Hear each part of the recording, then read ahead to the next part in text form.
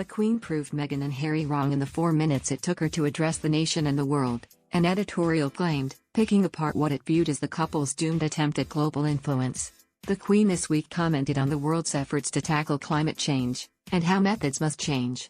It came as she and her daughter, Princess Anne, visited the Edinburgh Climate Change Institute, ICSI, on Thursday to learn about its work. Her Majesty was in Scotland as part of her traditional Royal Week visit, having also met with Scottish First Minister Nicola Sturgeon earlier in the week. The 95-year-old's understanding of the attempts at curbing human-induced climate change prove her relevance and grasp of the day's most pressing concerns. Meghan and Harry have moved to emulate the philanthropic nature of the royal family, carrying out duties, attending public events, giving and helping charitable causes. Yet, many have argued that their influence is much lessened outside the royal family.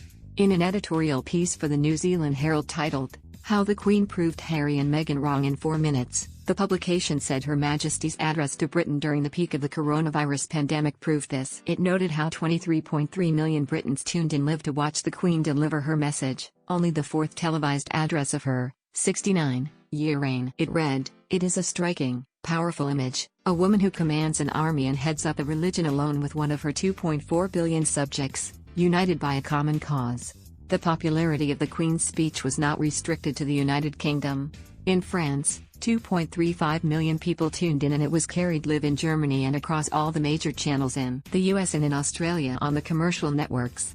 It added, in just 4 and a bit minutes, the 93-year-old managed to demonstrate the astonishing, remarkable relevance and power of the monarchy. No other world leader or figure could command such vast global attention, unifying a nation stricken by entrenched political divisions. Around the same time, Meghan and Harry officially filed to bring their charity, Our Jewel, into existence. It set out its plans to help bring forth education and training materials, as well as deliver films, podcasts and books, and to open a conversation about the world's mental health. Yet, as the editorial said, let's talk about another number here, 11.3 million. That was the number of followers that the couple's Sussex Royal Instagram account boasted prior to April 1, the day that marked the duo's official departure from royal life and thus the day they were no longer allowed to brand themselves royal. Or to put it another way, less than half the number of people who, in the UK alone, tuned in for Grandma's televised address this week.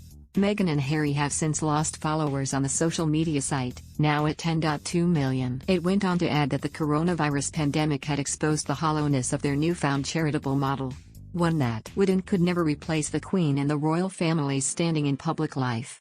It concluded, with only 532 words, Her Majesty demonstrated the relevance and sheer, innate power of the monarchy to provide genuine comfort on a global scale. Meghan and Harry's philanthropic efforts have been seriously hindered by the pandemic.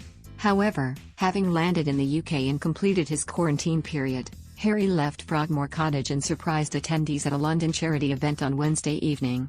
He visited Kew Gardens for an awards ceremony for Well Child, a charity he is patron of. Celebrities Ed Sheeran and Ronnie Wood, among others, joined the royal. Today, Harry also met with his brother Prince William for the first time since Prince Philip's funeral in April. They unveiled a statue of their late mother, Princess Diana, at Kensington Palace.